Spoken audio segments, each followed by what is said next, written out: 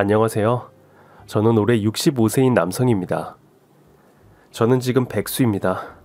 희망퇴직 신청해서 조금 일찍 퇴직했어요. 귀농한 지 1년 반. 아직 논농사는 엄두도 못 내지만 밭농사는 시작했기 때문에 백수지만 마냥 백수는 아닙니다.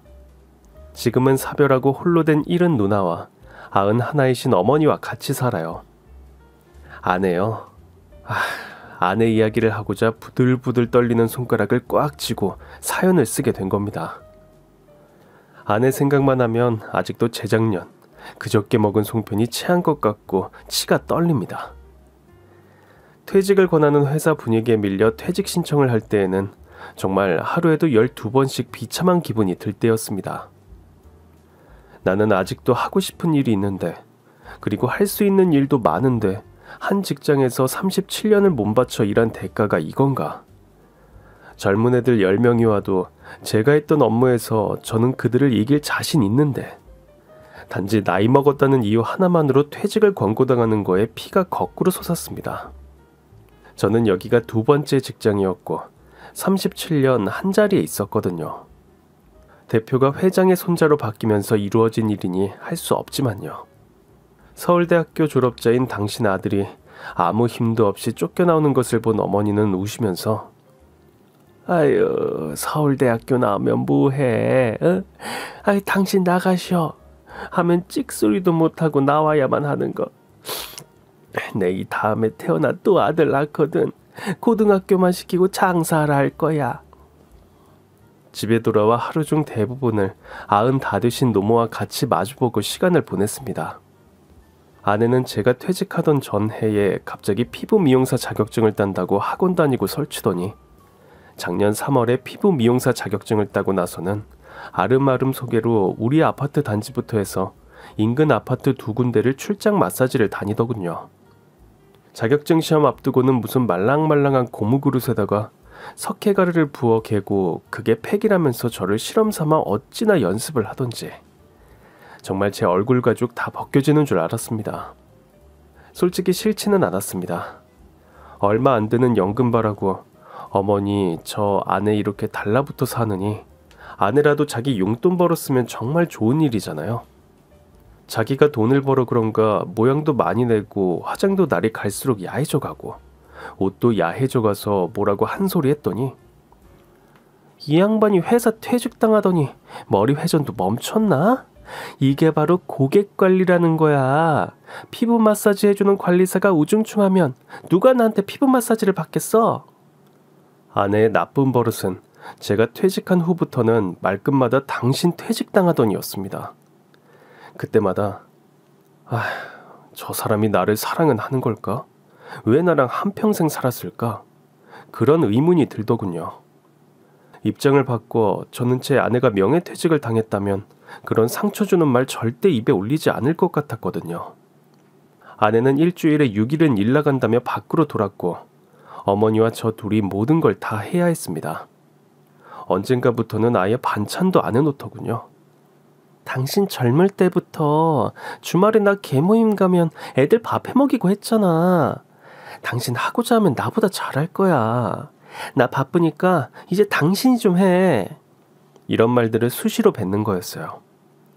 아무리 그렇다고 해도 남편만 있는 것도 아니고 시어머니를 모시는 여자가 저럴 수 있는 걸까 싶었고 남편이 퇴직하니 남편만 무시하는 게 아니라 시어머니한테도 함부로 하는 건가 노엽더군요. 시어머니를 두고 아침 8시에 나가서 저녁 9시에 들어오는 며느리를 우리 어머니는 그저 망연한 눈길로 바라만 보셨습니다. 애미가 애지간히 바쁜가 보다.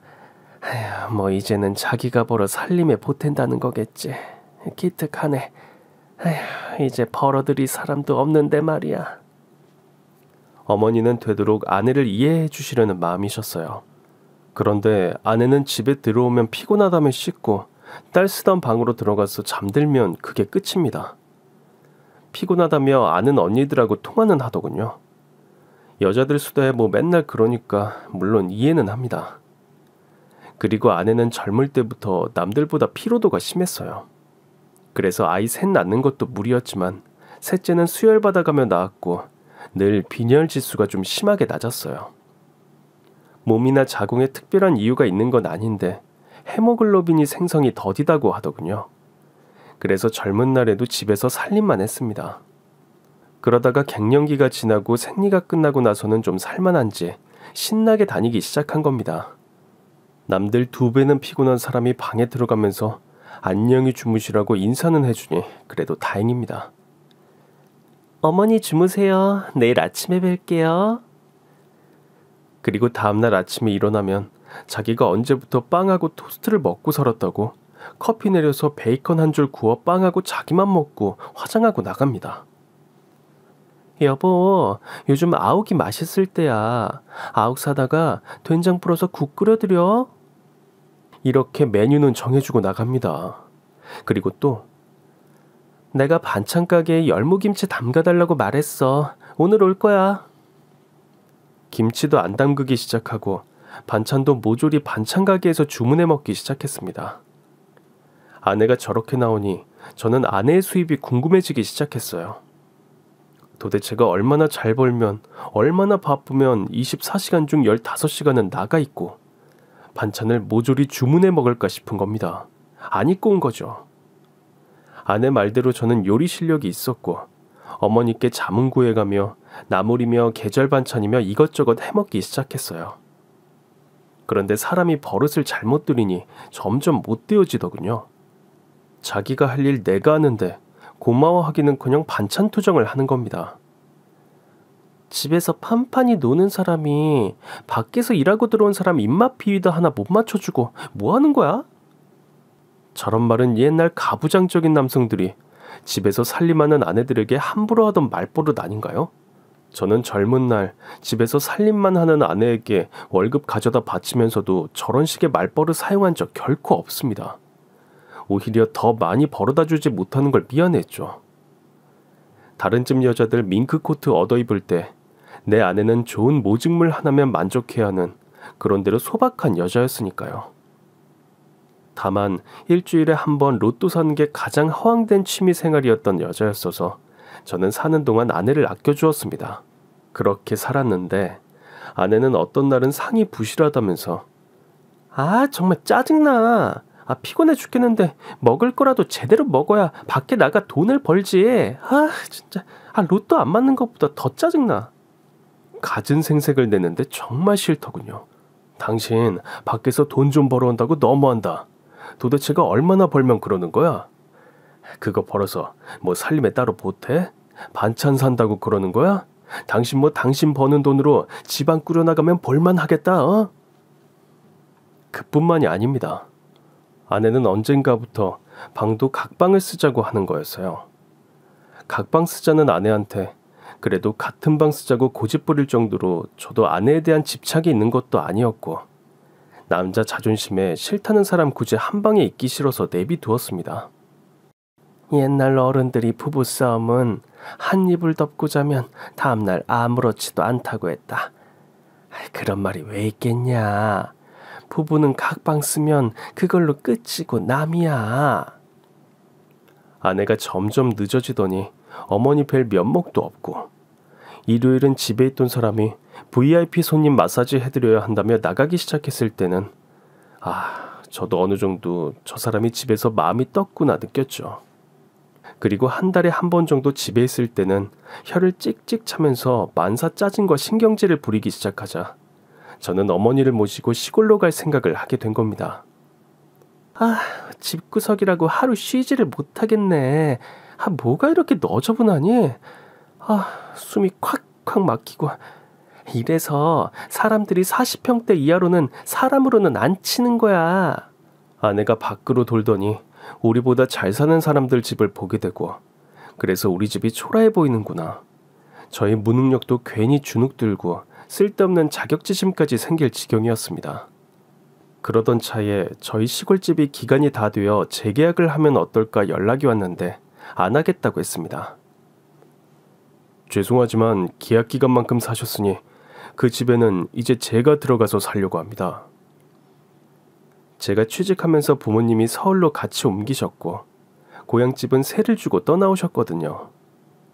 그러다가 15년 전에 집을 싹 뜯어 현대식으로 다시 리모델링하면서 전원주택처럼 만들고 보증금 얼마의 월세를 받으며 유지해오고 있었습니다. 매해 보수할 거 하면서 관리해서 집은 꽤 쓸만하죠.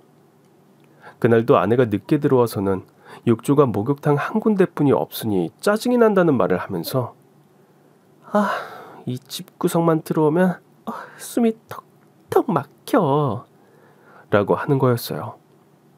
여기까지 듣고 저는 말했습니다. 당신 숨 턱턱 안 막히게 해줄게.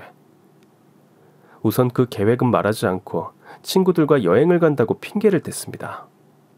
제게 관심이 하나도 없던 아내가 언젠가부터 제 일정에 비상한 관심을 가지기 시작했기 때문에 일정은 꼬박꼬박 알려야 했어요. 한 사흘은 될 것 같은데 말이야. 라고 했더니 갑자기 아내 얼굴에 화색이 도는 거예요. 아니, 한 나흘, 아니, 6일 넉넉 잡고 1주는 될 것 같다. 제가 일정이 늘어지면 늘어지는 만큼 아내 얼굴은 풍선에 바람 넣은 속도만큼 환해지는데 아내가 그렇게 기뻐하는 모습은 정말 수십 년 만에 보는 것 같았어요. 그러다가 핸드폰으로 이런저런 스케줄 공리를 다시 하면서 아니네. 나흘이면 뒤집어 쓰겠구나. 라고 중얼중얼 했더니 멀리 떨어진 자리에서 TV 보던 아내가 뭐야? 지금 누구 놀려? 짜증 정도가 아니라 화를 벌컥벌컥 내는 거였어요. 제 스케줄 줄어드는 게 왜 놀린다는 걸로 생각하는 걸까 의아했습니다. 저는 그 다음날 시골에 내려가서 어지간히 정리한 후 올라와 아내에게 어머님과 고향집에 내려가 채마밭 가꾸며 좋은 공기 쐬며 좀 한가롭게 지내겠다고 했습니다. 금요일 저녁에는 올라와 집에 있다가 일요일날 내려가겠다고요. 아내는 뭐하러 금요일에는 올라와? 라고 제게 묻는데 아예 오지 말았으면 하는 그 느낌이었습니다. 안 올라오면 완전 남되는 거니까 그러고 싶지 않고 지금 직장 다닌다고 직장 근처에 오피스텔 얻어서 따로 나가 살고 있는 막내 이야기를 꺼냈습니다. 그 아이 시집 보낼 때까지는 정상적인 부부처럼 살고 싶다고요. 그랬더니 아내가 의외의 말을 하더군요. 요즘 황혼 이혼 조론들 많이 하는데 거기 내려갈 거 이왕이면 우리도 남 하는 거 다 해보게 황혼 이혼 하면 어떻겠냐는 거예요. 저는 기가 막혀서 따졌습니다. 내가 뭘 잘못해서 이혼을 당해? 물론 어머님을 모시고 살아서 조심하기도 했지만 이 나이까지 술 마시고 들어와도 조용히 씻고 조용히 잠들었지. 집에서 술주정 부린 적도 없고 60년 넘게 비흡연 자고 바람 피운 적 없고 아내에게 부당한 대우를 해준 적도 없고요. 오직 처자식 벌어먹여 살리려고 비가 오나 눈이 오나 새벽에 일어나 출근하고 다람쥐 쳇바퀴 돌듯 돈죄밖에 없는 제가 왜 이혼을 당해야 하는지 도무지 알 수가 없었습니다. 둘보다 혼자가 인간다운 삶을 살 수 있다는 확신이 있다면 해야지. 난 당신이 퇴직한 다음 날 냉장고 다 뒤져서 유통기한 지났다고 잼까지 다 버리고 며칠을 장롱 뒤지고 할 때 이미 정 다 떨어졌어. 부부로의 정은 떨어진 지 오래고 애들 다 컸으니 이혼하자. 우리 고객 중 반은 황혼 이혼했어. 마사지 하러 다니면서 안 좋은 것만 보고 다녔나 봅니다. 저는 쓸데없는 소리 그만하고 서로 측은지심으로 삽시다라고 하고 그 길로 차를 몰고 읍 부동산에 가서 입주 청소해 주시는 분들 구해놓고 저는 서울로 와서 이삿짐 센터 수배를 했습니다. 펜션처럼 풀옵션을 해놓아서 전자제품이나 가구는 살 필요 없었어요. 여보, 요즘에는 피곤해서 그런지 빈혈 치수가 늘 6.9대야. 일 끝나고 들어오면 아무것도 못하는 거 알지? 이사하는 거 못 도와주는 핑계에 대꾸도 안 해주었습니다. 이사를 내려와서야 누나 둘하고 자식들에게 연락을 했습니다. 누나들은 모두 좋아하더군요. 옛날에 오며 가며 지낸 이웃들은 두 집 남아있었고 반가워해 주시는데 정말 고향에 온 것 같았습니다. 무엇보다 어머니가 제일 살판 나셨죠 뭐. 365일 24시간 방에 갇혀있거나 가끔 노인정에나 가시는 게 다인 양반이 여기서는 자기 마음대로 마을길도 다니시고 옛날처럼 채맛밭도 가꾸니까요. 여기 오니까 내가 사람 같고 값어치가 생겼다. 내가 서울에서 어디 사람이었간? 사람은 늙으나 젊으나 일이 있어야 한다. 아야. 그렇게 한 달포를 서울에도 못 가고 어머니랑 둘이 정신없이 집을 꾸미고 정리해 가는데 큰 누나가 카톡이 온 거예요. 내 방 하나 비워놔. 나 다음 주에 이사 간다. 세상에나. 누나에게 필요한 최소 가구랑 살림옷 이런 것만 싸들고 내려오겠다는 겁니다. 마침 이웃에 급하게 집이 필요한 사람이 있어서 보증금 얼마에 월세 얼마 이런 식으로 집을 내주고 내려온다는 거예요. 이미 집을 내놓아서 되돌릴 수 없다며 으름장을 뒀는데 제가 웃겨가지고요. 아이 누나 방 맡겨놨어? 네가 날 거부하고 싶어도 안 돼. 방 하나에 살림 다 몰아넣고 방 2개짜리로 계산해 월세 내놓았더니 바로 나가더라니까. 그리고 덧붙이길 엄마가 살면 얼마나 사시겠다고 나도 40년 만에 엄마랑 다시 살아보자는데 할 말이 없더군요. 뭐 누나 와 있으면 저야 좋죠. 반찬 안 해도 되니까요. 그러나 또 한편으로는 그러니까 제 짐작으로는 누나가 외로워서였겠죠. 매형이 폐암으로 세상 버리신 게 4년이시거든요. 워낙에 부부 원양 같았어서 외로웠을 겁니다. 누나도 내려오고 40분 거리에 사는 작은 누나와 작은 매형도 일주일에 한 번씩 와서 자고 가고 어머니는 마치 예전에 자식들 끼고 자신이 살림의 주인이 되어 살던 때로 돌아가신 듯 했습니다. 엄마가 행복해 하시는 걸 보니 저도 행복하더군요. 그러나 서울집이 못 믿어온 것도 그러니까 제 식구들이 걱정되는 마음도 뿌리칠 수가 없었고 이제 누나가 있으니 마음 놓고 서울을 갈 수가 있었습니다. 당신 내일 쉬지? 오늘 저녁에 올라갈게. 집에서 저녁 먹자. 내일은 같이 쇼핑도 가고 나 여기서 반일할 때 입을 옷 사야 돼. 올라간다고 미리 연락을 했습니다. 아내와 오랜만에 회포도 풀 생각을 하고 맛있는 저녁밥상을 기대하고 집에 들어갔는데 자식들도 와 있을 거라 기대하고 들어간 제 꿈은 야무졌던 거죠. 집안은 껌껌했고 썰렁했고 아무도 없었어요. 초라하고 쓸쓸한 그 마음을 어떻게 적어야 할지 모르겠습니다. 배는 고프고 할 수 없이 라면을 끓여서 먹고 아내를 기다렸는데 11시가 가까워도 안 들어오더군요. 아내가 사용하던 안방 침대에서 잠이 들었습니다. 자다가 깨니 몇 시인지도 모를 깜깜한 새벽이고 천장을 바라보고 누워있는데 반가워도 않는 서울에 내가 왜 왔지? 아휴, 이것도 집이라고 때 되면 들어오고 싶고 처자식 보고 싶고 궁금한 건 나만 그렇구나. 내일 눈 뜨자마자 내려가 버려야지.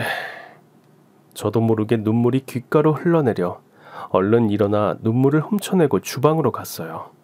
맥주 한 캔 마시고 자려고요. 그런데 제가 사용하던 방에서 아내의 목소리가 흘러나오더군요.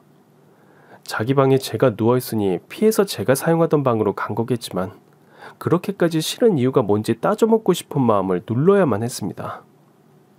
그리고 엿들으려고 한 게 아니라 아내가 울어서 안 들을 수가 없었어요. 언니, 나 자기 없이 못 사는 거 알잖아. 술 마셨다고 이러는 게 아니라고 언니. 나 돈 없는 여자란 거 하루 이틀 안 것도 아니고 언니는 남자가 돼가지고 왜 그렇게 사람이 가벼워? 상대가 이야기를 하는지 한참을 듣더니 난 돈 많은 여자들이 언니에게 못 주는 마음을 줄 수가 있어. 날 그렇게 겪어보고도 그러는 거야? 입에 가져다 댄 맥주가 입가로 흘러내리며 저는 얼음같이 멈췄습니다. 이제야 그 모든 게 이해가 되는 저는 얼마나 둔감한 사람인 걸까요? 작년부터인가 유독 밤마다 통화가 길고 방문 닫고 통화해서 들어가 보면 같이 마사지 배운 언니라면서 통화 중이라고 하며 다시 방문을 닫던 그 뻔뻔함. 그 언니가 그러니까 남자였다는 겁니다. 그러고 보니 한 1년 전인가 아내가 얼굴에 분을 쳐바르면서 무슨 남자가 생전 바람도 안 나냐? 아유, 그 맨날 맨숭맨숭한 얼굴 지겨워. 호강에 겨워서 요강에 앉는 소리하고 앉았네. 요강에 앉아도 좋으니까 좀 바깥으로 나가서 돌아다녀. 밖에 가봐. 멋있고 세련된 여자들 얼마나 많은데. 나한테 좋은 일 한다 셈치고 바람 좀 나라. 나 질투 안 해. 하도 바람나라 그래서 살짝 노엽기도 했던 그날의 기억이 나고 주먹이 파르르르 떨리더군요. 예전에 직장 생활할 때 동료 중 하나가 아내가 바람나 아예 집을 나가버린 거 보고 우리 동료들끼리 소주 한잔하면서 했던 이야기가 있어요. 남자들은 바람나도 가정 죽어도 못 버린다고요. 그러나 여자의 마음은 한 방향이라 바람나는 순간 그 가정은 이미 끝난 거고, 여자는 다른 남자가 마음에 들어오면 남편하고는 절대 못 산다는데 그 말이 맞는 건가 싶습니다. 아내는 일을 시작하고 얼마 안 있어서부터 잠자리를 거부했었거든요. 저는 단단히 마음을 오그려 먹었습니다. 막내 혼인시킬 때까지는 참자.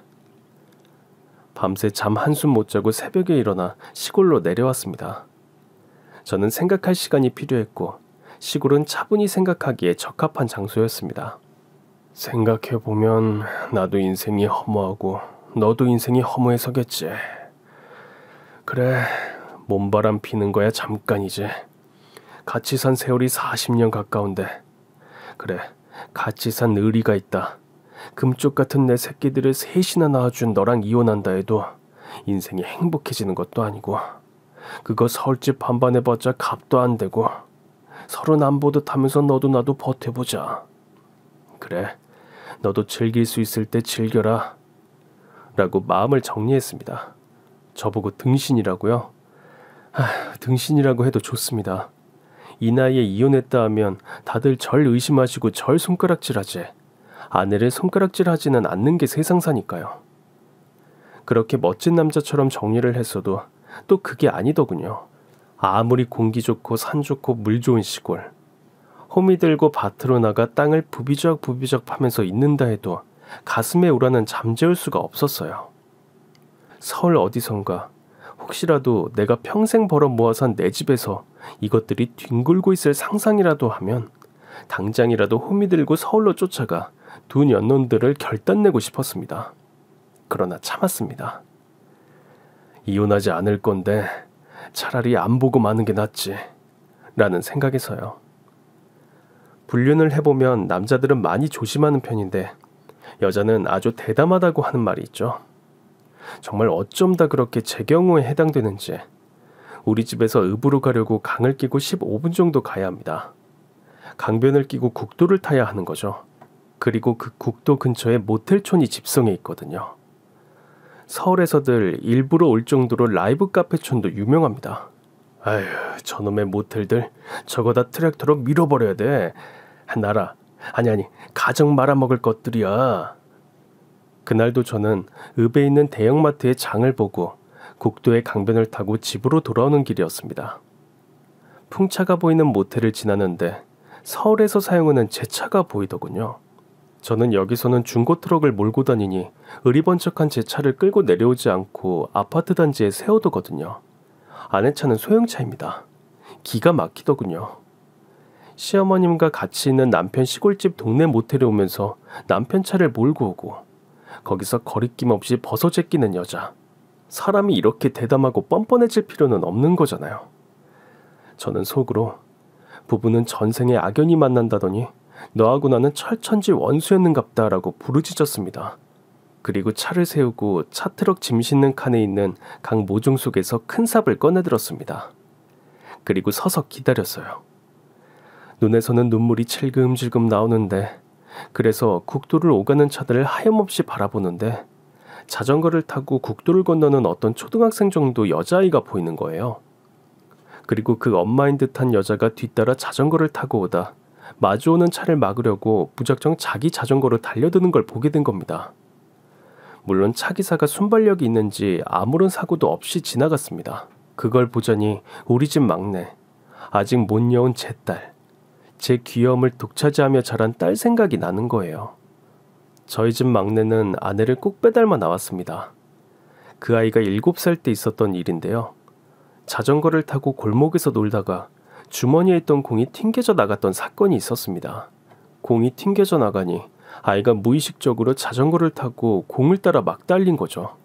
그런데 사거리 다른 골목에서 급격하게 좌회전하던 트럭에 아이가 치이기 일보 직전, 그 앞 슈퍼에서 나오던 제 아내가 몸으로 막았던 일이 있어요.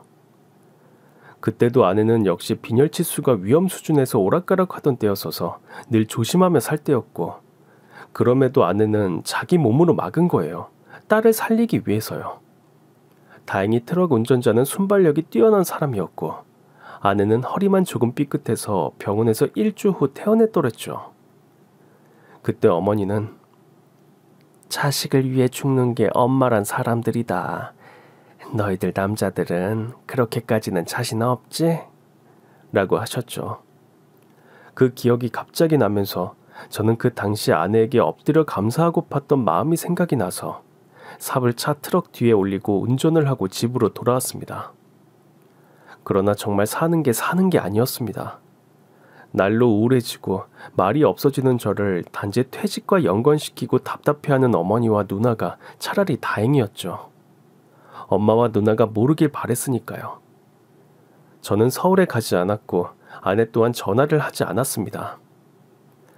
그렇게 가을이 가고 겨울이 다가왔습니다. 서울에 있는 자식들도 몇 차례씩 다녀갔지만 그 누구도 우리는 아내 이야기를 하지 않았습니다. 다만 엄마가 요즘 일 때문에 바쁘고 아빠랑 사이가 벌어지고 있다는 것만 눈치채는 모양인 것 같았으니까요. 어머니와 누나가 제 눈치를 보듯이요. 크리스마스를 앞두고 누나가 서울 자기 딸들 집에 며칠 지내러 가고 어머니와 둘이 지낼 때였습니다. 동지파 쪽을 옆집에서 가져다 주었는가 본데 저는 읍에 여기 우리 또래 연말 개모임에 나가서 식사를 하고 들어오니 어머니가 화장실을 계속 들락이시고 난리가 나신 거예요. 어머니, 안 그래도 소화 기능이 약한 노인네가 소화도 안 되는 팥죽을 왜 드셨어요? 미치겠네 진짜. 이 팥이 똘똘하니 아주 잘 쏘져서 안 먹을만 하더라니께. 아무튼 팥죽 하레비를 가져다 줘도 앞으로는 드시지 마요. 밤새 잠도 못 주무시고 들락이시면서 안절부절하게 하시더니 새벽녘에 드디어 저는 어머니를 들쳐업어 차에 태우고 1시간 거리 중형병원으로 달려갔습니다. 하도 초긴장 상태라 119를 부를 생각도 못한 거죠. 응급실로 가서 CT 촬영부터 다 해보더니 응급실 의사가 급성장염은 주사 놔드렸으니 걱정 안 해도 되겠는데 이거 아무래도 고지혈증이 의심되네요. 아무래도 전체적으로 다시 검사를 받으셔야겠습니다. 서울에 연고지 있으시면 서울에 있는 큰 대학병원에 가셔서 제대로 한번 다 해보시는 게 어떨지 하는 거예요. 우선 집으로 와서 이틀 쉬고 어머니 장염 증세가 다 가라앉아가는 것 같아서 어머니를 모시고 서울집으로 올라왔습니다. 아내한테는 애초에 전화도 하지 않았어요. 대문키를 누르고 들어가니 아내는 웬일로 안 나갔었는지 집에 있더군요. 사람이 가도 내다보지도 않고 침대에서 널브러져 있는 거예요. 어머니 오셨어. 나와 인사드려. 그제서야 부스스 일어나며 머리를 매만지는데 눈이 완전히 맛이 갔더군요. 동태 눈깔 꼬라지가 되어 있는 게 꽤 울었나 본데 그 꼴을 보니 눈이 뒤집어지고 속에서 주먹만한 돌덩이가 올라오는 거예요. 저는 속으로 꼴값을 한다. 너 지금 세기에 사랑하냐? 마음 같아선 보따리 하나 쥐어서 너 좋은 데로 가서 살아라 하고 싶었지만 몸 안 좋으신 어머니를 위해 또 참았습니다. 다음날 오후에 딸아이가 전화가 와서 잠깐 백화점으로 오라는 거예요. 할머니 겨울 코트 하나 받은 게 있는데 사드리겠다며 아버지가 나오라는 거죠. 아내도 집에 있으니 큰 걱정 안 하고 어제 말한 대로 어머니 조심시켜드려야 해. 장염 겨우 나으셨다고. 본죽 같은 데 말고 소금 조금 넣어서 흰죽 끓여드리라고. 네가 지금 무슨 짓을 하는지 내 알 바 아니지만 어머니 식사는 죽으로 뜨뜻하게 끓여드려. 라고 했습니다. 아내는 듣는지 마는지 빨래를 널고 있더군요. 오랜만에 보는 딸은 내 딸이어서가 아니라 속 생긴 거는 저를 꼭 빼닮아 마음이 넓었어요. 세상에 월급 얼마나 받는다고 그 비싼 털코트를 사둔 기특한 딸에게 옷 받아들고 딸이 사주는 낙지전골을 먹고 집에 돌아오니 집이 싸늘하더군요. 거실 테이블에는 언제적 팥죽인지 어디서 난 팥죽인지 프루디딩 불어터진 팥죽 식은 거 하고 피자, 떡볶이, 순대튀김 이런 게 쭉 늘어져 있는 거예요. 이 미친 정신 나간 옆에 내가 고지혈증 검사하러 오신 노인네한테 피자하고 튀김, 떡볶이, 순대 이딴 거를 차려주었던 겁니다. 피자도 새로 주문한 게 아니라 냉동고에 오래오래 냉동시켜둔 거를요. 전자레인지에 어떻게 녹였는지 모르겠지만 과자처럼 딱딱해져 있었습니다. 그뿐인가요? 팥죽 드시고 탈이 나셨다고 분명히 말했는데 이게 무슨 일인가요? 어머니는 어디 가셨나 둘러보니 화장실 불이 켜져 있는데 화장실이 엉망인 겁니다. 그런데 거기 안 계세요. 작은 방 문을 열고 들여다보니 불이 켜져 있고 보일러도 안 돌렸는지 이 추운 한겨울에 찬방에서 노인네가 쓰러져 계신 겁니다. 그러니까 저 음식들을 먹고 소화가 안 되어 쉬시러 방에 들어오셨다가 그냥 기진해서 잠이 드신 겁니다. 피가 거꾸로 솟는다는 게 어떤 건 줄 알겠더군요. 저는 어디 야구방망이 같은 게 있으면 들고 나가고 싶었지만 차분히 침착함을 되찾고 어머니를 바로 눕히고 이불을 2개 덮어드리고 보일러를 확 올리는데 어머니가 잠이 깨셨는지 부르시더군요. 어머니, 팥죽 드셔서 이탈을 나신 거 가지고 또 드시면 어쩌란 거예요? 나 안 먹었어. 어머니 가져다 놓기에 안 먹었어. 그러니까 이 여편네는 제가 온 후로 제가 한 이야기는 하나도 듣지도 않고 건성이었단 이야기가 됩니다. 머릿속에 딴 생각하느라 팥죽 드시고 탈났다는 이야기를 아예 안 들은 거고 고지혈증 검사 받으러 오셨던 이야기도 안 들은 거죠. 그렇게 완전히 미쳐있다는 겁니다.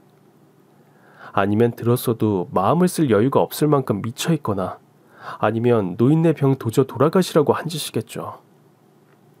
어머니 잠드시는 걸 보고 저는 밖으로 나왔습니다. 분명 이 근처에 있을 것 같았기 때문에요. 우선 아까 들어오면서 본 게 아내 차가 주차되어 있었으니 멀리는 안 갔을 거란 예감이 있었던 거죠. 아내 차는 늘 걷기 운동이라며 지하주차장 멀리 구석에 주차를 해서 거기부터 다시 가보았습니다. 아내 차가 그대로 있는 거예요. 혹시나 해서 가까이 다가가 차 창문에다 손만원경을 만들어서 들여다보았는데요. 그 꼴을 보고 있자니 차라리 헛웃음이 나오는 겁니다. 차에서 아내는 어떤 놈 목을 끌어안고 철철 울고 있고 그 남자는 맹숭맹숭 짜증난다는 얼굴로 딴 데를 보고 있더군요. 헛웃음을 멈추고 나니 바득바득 이가 갈렸습니다. 그러나 참았어요. 몸이 극도로 쇠약해져 계신 어머니가 계시니까요. 고지혈증 처방약 내려주면서 의사가 스트레스 안 받으시게 조심하라고 누누이 주의를 준 것도 잊지 않았으니까요. 다음날 어머니를 모시고 내려와서 가을에 곶감 말린 거를 가지고 내년에는 나도 이걸로 돈을 좀 만져볼까? 어디 연습을 해보자. 해서 곶감 말린 거 안에다가 호두를 넣고 곶감을 어슷썰기 하는 연습을 했습니다. 이렇게 해서 술안주용으로 혹은 간식용으로 판매해서 재미 보는 농가가 많으니까요. 마음이 편해서 했겠습니까? 마음이 괴로우니까 무슨 일이라도 하자 해서 억수로 만들어 놓은 곶감을 가지고 작업을 하는 겁니다. 작업하면서 내내 생각을 정리했습니다. 무엇보다 아내가 했던 말, 둘보다 혼자가 인간다운 삶을 살 수 있다는 확신이 있다면 해야지에 대해서 오래도록 고심을 했습니다. 저는 이제는 아내 없이 살아야 제가 인간다운 삶을 유지할 수 있다는 걸 깨달았습니다. 수명이 늘어나서 100세 시대의 60대 중반이면 아직 전성기입니다. 저는 부도덕한 아내와 나머지 인생을 같이 할 수 없다고 결심을 했습니다.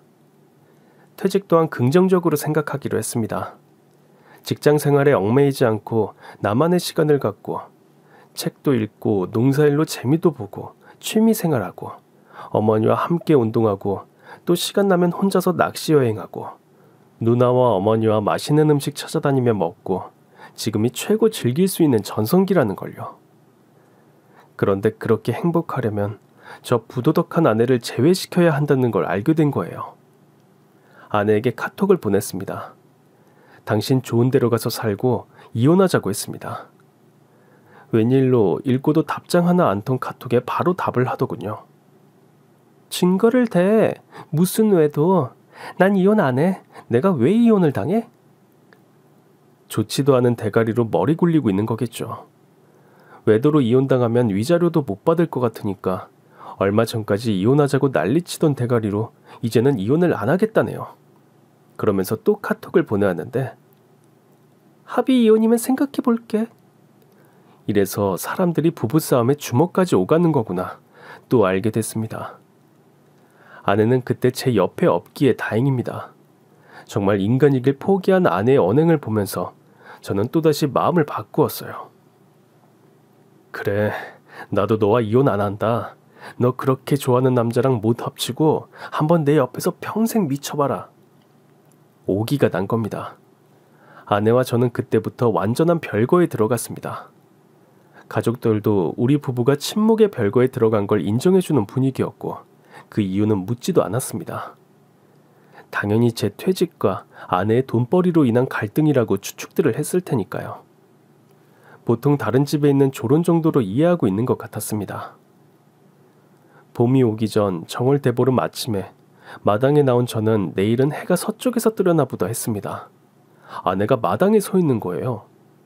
새벽부터 서울에서 출발했을 텐데 그럴 이유가 뭘까 싶었죠. 밖에 나가자고 하더군요. 여기서 말해. 나 당신하고 어디 밖에 나가고 싶지 않고 당신 얼굴 쳐다보는 것도 욕직이 나와. 카톡으로 말하지 뭘 이렇게 납셔주시고 말이야. 우리 이혼해. 합의 이혼 안 해도 되고 당신 원하는 대로 다 해. 불륜으로 이혼당해 줄게. 당신 말이 맞아. 나 사랑하는 사람이 있어. 그러니까 위자료 1원도 필요 없어. 너 드디어 미쳤구나. 완전히 획 돌았네. 어? 미쳤다고 해도 좋답니다. 이혼만 해달라더군요. 위자료도 아무것도 필요 없다는데 저는 이게 웬 행운인가 싶었어요. 저는 제 집, 연금, 통장에 있는 생활비 1원도 안 나눠줘도 되고 아내와 이혼이 가능하게 된 겁니다. 후에 알게 되었지만 아내의 사정은 이랬던 겁니다. 그러니까 아내는 그때 로또 1등이 당첨된 거였어요. 제게 내려오기 전 토요일 날에 이루어진 일입니다. 세금 다 제하고도 실수령액 30억 원이요. 더 우스운 건 제가 아직도 자기에게 미련이 있는 줄 알고 묘한 성취감까지 느끼면서 제게 이혼을 요구한 거예요. 저는 아내의 로또 당첨 사실은 모르고 얼씨구나 하고 이혼 도장을 찍었습니다. 사람이란 게 참 묘합니다. 한 번 마음을 그렇게 먹고 도장을 찍으니 저는 온 세상이 다시 내 것 같았고 진정한 인생의 전성기가 찾아오는 것 같았습니다. 왠지 제게도 초로의 로맨스가 찾아올 것 같은 설레임까지 느껴질 정도였으니까요. 로또에 당첨된 아내의 기분은 그랬겠죠. 20여 년을 토요일만 되면 로또 보느라 그게 유일한 낙이었던 아내에게 로또 30억 당첨은 20여 년 수고에 있을 법한 결과입니다. 아내는 어떻게 보면 엄청난 행운을 타고 태어난 거죠. 바람을 폈고 그 남자를 미치게 사랑하는데 그 상간남이 아내가 돈이 없는 여자임을 알고 실증을 내고 헤어짐을 요구해서 애가 타서 미칠 지경이었습니다. 그런 와중에 하늘이 보호하사 30억이 당첨이 되어서 사랑하는 사람을 쟁취할 수 있게 되었고 남편이 순순하게 이혼을 해주니 이 안이 졸소냐 쾌지나 칭칭나네 이렇게 세상 최고의 행운을 가진 여자였던 겁니다. 그러나 말입니다. 세상은 만만하지가 않죠. 그렇게 아내 마음대로 움직여주지가 않고 신은 반드시 존재한다는 겁니다. 아내는 세상에서 가장 행운을 거머쥔 여자에서 그러니까 인생 최고의 지점에서 불과 1년 만에 지구에서 가장 불운한 여자로 추락한 거예요. 이혼 진행 중에 아내는 그 남자에게 찾아갔습니다. 결혼을 하자고요. 당연히 거절당했겠죠. 솔직히 나이 육순인 여자와 재혼할 50대 남자는 사랑하는 감정, 그리고 돈 아니면 힘들죠. 아내는 집에 와서 좋지도 않은 머리로 이런저런 궁리를 합니다. 상간남의 사랑, 그리고 상간남과 살림을 살아보고 싶은 게 아내의 욕망이었던 거예요. 여는 부부처럼 한번 같이 살아보는 게 내 소원이니까 내 로또 당첨금 확인시켜주고 2년 계약 기간을 두는 거야. 2년을 나와 혼인관계를 유지하면서 내게 흡족할 만큼 나를 행복하게 해주면 2년 후에 5억을 그에게 증여하겠다는 증여 약속 문서를 쓰는 거야. 그리고 또 2년에 5억 이렇게 말이지. 그러면 내가 아주 늙어버릴 때까지는 그와 살 수 있잖아. 그때 이혼 진행 중에 아내는 자기 집만 싸서 자기의 막내 동생 집에 가 있었어요. 막내 처제였던 사람의 남편이 제주도에서 장사를 시작해서 막내 동생이 혼자 지낼 때였거든요. 막내 동생은 인간이 인간 같았던 처제라 제가 좋아했었던 그대로 언니의 바람질을 알고 노발대발했지만 또한 훌륭한 인성인지라 언니가 갈 데 없이 쫓겨난 줄 알고 자기 집에 방 한 칸을 내준 겁니다. 어쨌든 반은 미쳐있던 아내는 로또 당첨된 이야기는 동생에게 함구했던가 봅니다. 물론 동생한테 나눠주기 싫어서인 마음도 있었겠죠. 그렇게 상간남을 만나서 로또 당첨금을 확인시켜주면서 위와 같은 약속을 했더니 상간남이 오케이 한 건 확실한 게 둘이 바로 혼인신고를 했으니까요. 어차피 서로 간에 돌싱이었고 4년만 살면 10억이 들어오는 거니까요. 그뿐 아니라 상간남은 아마도 30억 전부 다 꿀꺽할 자신이 있었던 거겠죠. 둘은 변호사 사무실을 찾아갔고 증여 문서를 만들었던 겁니다. 남자들 그런 거 있어요. 이상한 데서 솟는 자존심이요. 어차피 증여 문서도 만들었고 2년만 기다리면 자연히 5억이 내 수중, 또 2년만 기다리면 5억 더가 내 수중인 게 뻔하게 정해진 일인데 거기다가 대고 아내에게 계속 로또 이야기를 꺼내면 사람 모양 우스워지는 거거든요. 사람들이 제일 싫어하는 게 이거고요.